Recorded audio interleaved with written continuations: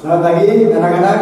Selamat pagi, Pak. Oke, assalamualaikum warahmatullahi wabarakatuh. Waalaikumsalam warahmatullahi wabarakatuh. Bagaimana kabarnya hari ini? Alhamdulillah saya baik. Pak, gimana kabar? Alhamdulillah baik.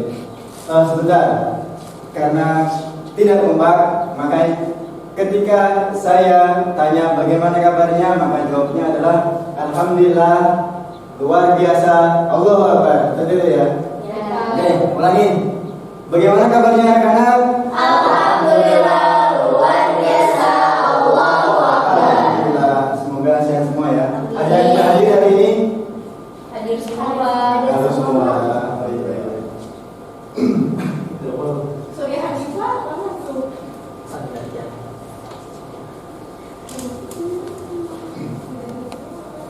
Oke, baik anak-anak. Di dalam agama Islam, apa yang kalian tahu dasar hukum di dalam agama Islam? Coba sebutkan. Yang pertama adalah Al-Quran. Yang kedua, Hadis. yang ketiga, Sunnah. yang ketiga, yang keempat, Iya. yang kelima, Kelima. ya empat itu dulu. Iya. Yang pertama apa tadi? Al-Quran. Kedua, Hadis. ketiga, ijma. Yang ketiga, Yes. nah, maka dari itu pertemuan kali ini kita akan membahas sumber hukum di dalam Islam yang kedua yaitu al-hadis. Di sini ada sebuah gambar. Kira-kira ini gambar apa? Kitab. Apa? Hadis. Nah, baik, betul sekali. Baik.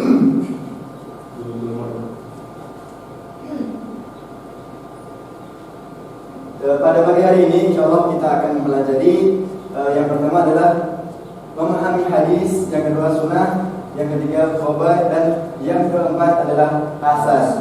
Mungkin tidak asing lagi bagi adik-adik semuanya tentang apa itu apa namanya tentang hadis, sunnah, khobar, dan asar. Pernah kita mendengar kata-kata ini, tapi kita belum mendalaminya. Maka pada hari ini kita akan mendalami hadis, sunnah, khobar, dan asar. Baik. Yang akan kita pelajari pada hari ini adalah yang pertama pengertian hadis, sunnah, khobar, dan asar. Kemudian yang kedua persamaan hadis, sunnah, khobar, dan asar. Dan yang ketiga adalah perbedaan hadis, sunnah, khobar, dan asar. Teman-teman ada yang sudah tahu apa itu hadis, sunnah, khobar, dan asar? Belum, Pak. Maka baik, kali ini kita akan mulai membahas. Yang pertama adalah pengertian hadis. Hadis secara bahasa yaitu berasal dari kata hadasa, yahdusu, hadsan, wa hadisan, yang artinya adalah bermacam-macam. Bisa berarti jadid, artinya baru, al-qarib, artinya dekat, dan hadis juga bisa disebut khobar, yang artinya adalah berita. Seperti di dalam Al-Quran surat At-Tur ayat 34 yang bunyinya adalah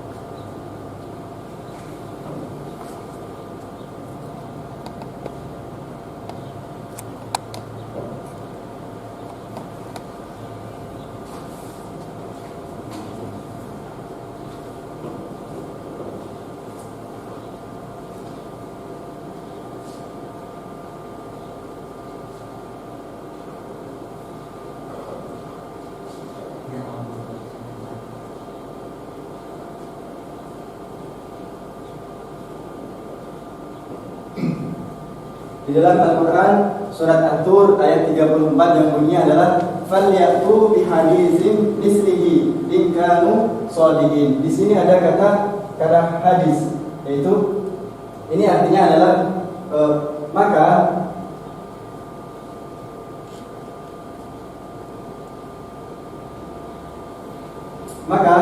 cobalah mereka disuruh untuk membuat yang seperti itu, mislihi, membuat yang seperti Al-Quran jika musodikin, jika mereka adalah orang yang benar. Ya, jadi dulu itu ceritanya, dulu itu Nabi Muhammad SAW itu dituduh bahwa Al-Quran ini adalah hasil daripada buatan daripada Nabi Muhammad. Nah, maka turunlah ayat ini. Jika memang mereka benar-benar orang yang pintar atau orang yang benar, maka cobalah untuk membuat kabar atau berita mislihi yang seperti Al-Quran. Nah, maka dari itu orang-orang dulu yang menuduh Nabi Muhammad, mereka tidak mampu, walaupun mereka adalah seorang penyair yang handal, seorang penyair yang hebat, masih kalah dengan keindahan Al-Quran. Itu khobar ini. Khobar, jadi hadis bisa disebut juga khobar. Terdapat di dalam surat Al-Quran Al-Tur ayat 34. Kemudian hadis secara istilah yaitu ma udhifa ila Nabi sallallahu alaihi wasallam min qawlin aw fi'lin aw takririn aw sifatin. Jadi itu adalah hadis adalah segala sesuatu yang disandarkan kepada Nabi Muhammad SAW, baik perkataan, perbuatan, takrir maupun sifat. Jadi adik-adik, di sini ada 4 unsur. Yang pertama adalah apa? Perkataan. Kedua, perbuatan. Ketiga, takrir. Yang keempat, sifat. Baik, di sini ada 4 unsur. Nah, dari masing-masing unsur ini mari kita bongkar, ya, mari kita bongkar. Namun sebelumnya, sampai pengertian ini apakah ada yang belum paham? Sudah paham. Sudah, alhamdulillah. Baik. Nah, ini adalah contoh hadis daripada perkataan atau hadis qaul. Adalah hadis yang berupa sabda atau ucapan Nabi SAW. Biasanya disebutkan lafaz qala dalam redaksinya. Contohnya adalah An Umar bin Khattab radhiyallahu anhu qala Rasulullah sallallahu alaihi wasallam innamal a'malu binniyat. Jadi dari Umar bin Khattab radhiyallahu anhu berkata, Rasulullah sallallahu alaihi wasallam bersabda, sesungguhnya amalan itu dengan niatnya atau tergantung dengan niatnya. Maka hadis yang ada qala, ada tanda qala, itu biasanya adalah hadis qaul. Ya, itu yang pertama. Kemudian yang kedua ada fi'li atau hadis perbuatan. Hadis perbuatan adalah hadis yang berupa perbuatan Nabi SAW. Biasanya disebut lafaz kana dalam redaksinya. Contohnya adalah an Aisyah qalat kana Rasulullah sallallahu alaihi wasallam yusalli qa'iman wa qa'idan fa idza iftataha as-salata qa'iman raka'a qa'iman wa idza iftataha as-salata qa'idan raka'a qa'idan. Nah, di sini ada redaksi yaitu kana. Ketika ada suatu hadis di situ diawali dengan kana Rasulullah, itu adalah hadis fi'li atau hadis perbuatan. Paham sampai sini? Paham. Tadi hadis qaul tandanya apa? Qala. Kemudian hadis fi'li tandanya ana. Baik, kita lanjut. Selanjutnya adalah hadis takrir atau hadis persetujuan. Nah, di sini ada salah satu contoh hadis persetujuan, yaitu hadisnya adalah dari Abu Sa'id Al-Khudri radhiyallahu anhu. Ia berkata, pernah ada 2 orang bepergian dalam sebuah perjalanan jauh dan waktu salat telah tiba. Sedang mereka tidak membawa air, lalu mereka berdua bertayamum dengan debu yang bersih dan melakukan salat. kemudian keduanya mendapati air dan waktu sholat masih ada. Lalu salah seorang dari keduanya mengulangi sholatnya dengan air wudhu dan yang satunya tidak mengulangi. Maka mereka setelah mereka punya masalah seperti itu, mereka dua sahabat ini mendatangi Rasulullah dan menceritakan masalah yang barusan terjadi. Kemudian Kemudian Rasulullah, bagaimana pendapat Rasulullah, bagaimana tanggapan Rasulullah tentang masalah tersebut? Maka yang pertama, Nabi Muhammad SAW berkata kepada orang yang pertama, yaitu kamu sesuai dengan sunnah dan sholatmu sudah cukup. Nah, maka di sini Rasulullah telah mempersetujui atau menetapkan sesuatu. Kemudian Rasulullah berkata kepada orang yang kedua, beliau berkata kepada orang yang kedua, yaitu yang berwudu dan mengulangi sholatnya, bagimu pahala dua kali. Itu adalah ketetapan dari Rasulullah SAW. Itu adalah contoh hadis takrir. Saya ulangin ya. Tadi hadis qaul tandanya apa? Hadis fi'li tandanya apa? Kemudian hadis takrir tandanya apa? Persetujuan dari Rasulullah SAW. Sampai sini paham? Alhamdulillah. Baik, kita lanjut. Yang keempat adalah sifat Rasul. Hadis sifat Rasul itu berkaitan dengan sifat Rasul, seperti bagaimana Rasulullah hidup di tengah-tengah masyarakat, menghadapi anak dan menghadapi perilaku orang-orang yang belum mengetahui ilmunya. Beliau tetap bersikap rendah hati. Ya, sebagaimana ada salah satu contoh, dulu ada sahabat yang waktu itu kencing di dalam masjid. Maka Rasulullah tidak langsung menegur ataupun memarahinya, karena Rasulullah tahu orang tersebut belum tahu ilmunya, belum paham ilmunya. Itu adalah salah contoh hadis berkaitan dengan sifat Rasulullah. Ya, paham sampai sini? Ada yang perlu ditanyakan? Ada yang perlu ditanyakan? Tidak. Baik. Kalau tidak ada yang ditanyakan, mari kita lanjut ke pembahasan selanjutnya, yaitu pengertian sunnah. Sunnah secara bahasa berarti as-sirah al-mutaba'ah, yang artinya adalah jalan yang diikuti, ya, jalan yang diikuti atau jalan hidup yang diikuti. Setiap jalan dan perjalanan yang diikuti dinamakan sunnah, ya. Setiap jalan yang diikuti itu dinamakan sunnah. Ini jalan yang diikuti dari Nabi Muhammad, itu adalah disebut sunnah. Baik itu jalan yang baik maupun jalan yang buruk. Nah, adapun sunnah menurut istilah ada beberapa definisi. Yang pertama, ada ulama hadis, yaitu segala sesuatu yang dinukil dari Nabi Muhammad SAW, baik itu ucapan, perbuatan, persetujuan, sifat fisik, kepribadian maupun perjalanan hidup, baik itu sebelum diutus maupun sesudah diutus. Nah, makna sunnah ini lebih luas, teman-teman, ya. Makna sunnah ini lebih luas. Kalau tadi hadis itu lebih ke Nabi Muhammad setelah diutus sebagai Rasul. Ya, kalau sunnah ini dari mulai beliau lahir, ya, sampai dengan beliau wafat, itu adalah pengertian daripada sunnah. Apa yang dilakukan Nabi Muhammad ketika hidup sebelum jadi Nabi maupun setelah jadi Nabi, maka itu disebut sunnah. Paham sampai sini? Paham. Kemudian pendapat yang kedua adalah ulama usul fikih, bahwa sunnah adalah segala sesuatu yang bersumber dari Nabi Muhammad SAW selain Al-Quran, baik berupa perkataan, perbuatan maupun takrir yang pantas untuk dijadikan dalil bagi penetapan hukum syara atau hukum agama. Nah, menurut ulama usul fikih ini, hadis itu apa sih? Sunnah itu apa sih? Sunnah adalah selain Al-Quran, itu yang disandarkan kepada Nabi Muhammad, namun hanya untuk menetapkan hukum,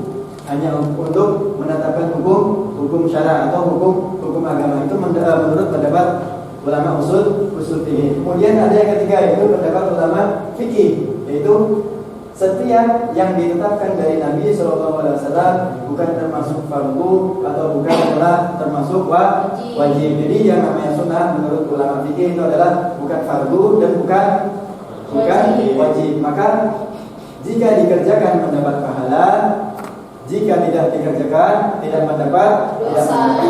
Nah, itu adalah pengertian sunnah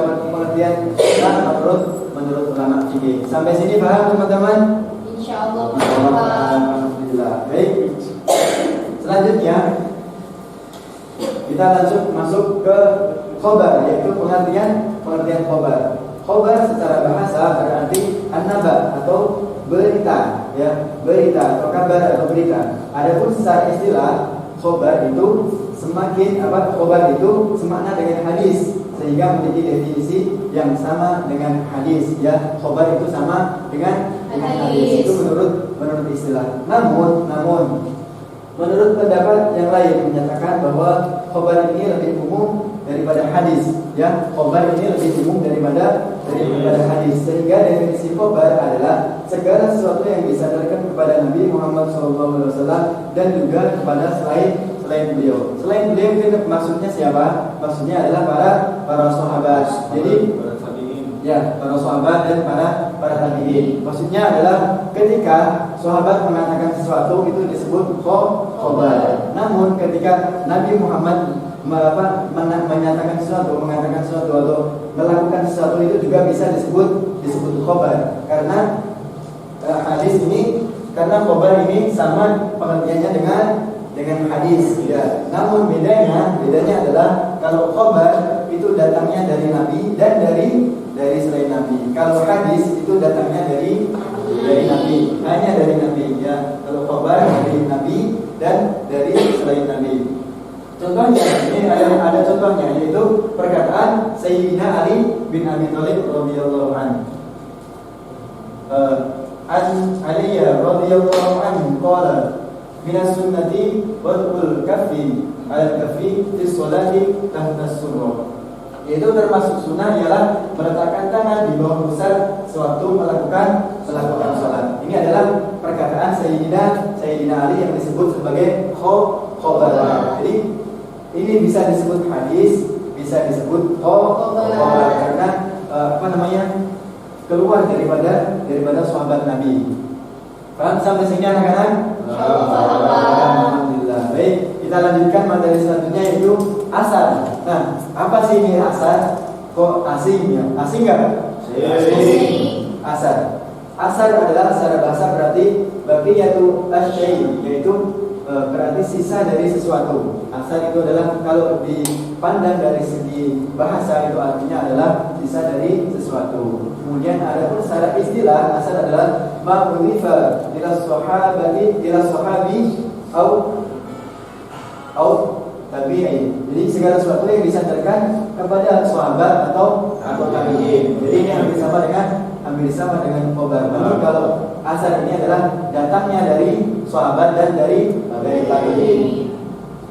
Ada kalanya asar juga didefinisikan dengan segala sesuatu yang disandarkan kepada Nabi Muhammad SAW.